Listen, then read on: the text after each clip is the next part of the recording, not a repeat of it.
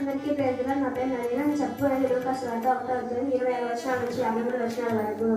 6వ నెలలో గబ్రియేలు దేవుడికి గలిలయలోని నజరేతు ఊరిలో దావీదు వంశస్థుడైన యోసేపును ఒక పురుషునికి ప్రదానం చేయబడిన కన్యను ఎదుగు దేవుడికి పంపబడెను. ఆ కన్యక పేరు మరియ. ఆ దూత లోపలికి వచ్చి ఆమెను చూసి దయాప్రాప్తురాలైన యెహోవా ప్రభువు నీకు తోడై ఉన్నాడని చెప్పెను. ఆమె ఆ మాటకు బహుగా ఉదరపడి ఆ శుభవచనం ఏమిటో ఆలోచించుకొనుచుండగా దూత మరియ భయపడను, మరియ నీకు పూనింది, నీవు గర్భం ధరించి కుమారుని కని ఆయనకు యేసు అని పేరు పెట్టెను.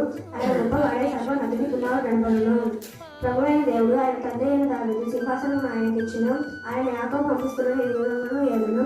నా రాజ్యం అంతం లేదంటే ఆమెతో చెప్పగా ఆమె నేను పురుషులను ఎదుగంగానే జలాకు జరుగుతున్న దూత అనగా దూత పరిశుద్ధాత్మ నీ మీదికి వచ్చిన సర్వోన్నతుని శక్తి ఎందుకు కమ్ముకొనను గనుక పుట్టబోవ శిశువు పరిశుద్ధుడై దేవుని కుమారుడు అనబడును.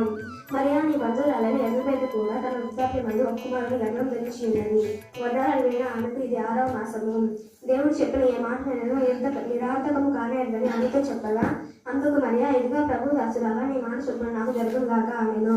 అంతటా ఆ దూత ఆమె యొద్ద నుండి వెళ్ళెను. ఆ దినములో ఎందు మరియా లేచి యుద్ధ ప్రదేశంలోని కొండసీమలోని ఒక ఊరికి త్వరగా వెళ్ళి జకర్యా ఇంట్లో ప్రవేశించి ఎలిజబెత్ వందనము చెప్పెను. ఎలిజబెత్ మరియ యొక్క వందన వచనం వినగానే ఆమె గర్భంలో శిశువు ఆనందంతో గంతులు వేసెను. అంతటా ఎలిజబెత్ పరిశుద్ధాత్మతో నిండిపడింది. బిగ్గరగా ఇట్లనెను, స్త్రీలలో నీవు ఆశీర్వదింపబడినదానవు, నీ గర్భఫలమును ఆశీర్వదింపబడినది. నా ప్రభు తల్లి నా యుద్ధకు వచ్చిన నాకు ఎలాగూ ప్రాప్తించెను. ఇదిగో నీ సువచనం నా చెవిలో పడగానే నా గర్భంలో శిశువు ఆనందంతో గంతులు వేసాను. ప్రభు ఆమెకు తెలియజేయించిన మాటలు సిద్ధించును గనుక నమ్మి ఆమె వెళ్ళను. అప్పుడు మరియా ఇట్లనెను, నా ప్రాణము ప్రభువుని గర్భశిష్యున్నది.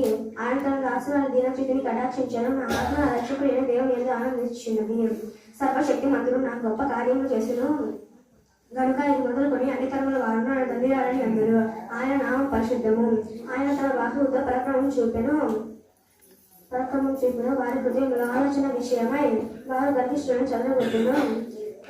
సింహాసనముల మీద నుండి ఆయన బలవంతులను భారద్రోసి దీనులను ఎక్కించాలను. ఆకలి కొనిన వారికి మంచి పదార్థములతో సంతృప్తి పరచి ధనవంతులను వడ్డీ చేతులతో పంపివేసెను. అందరికీ తెలుసు.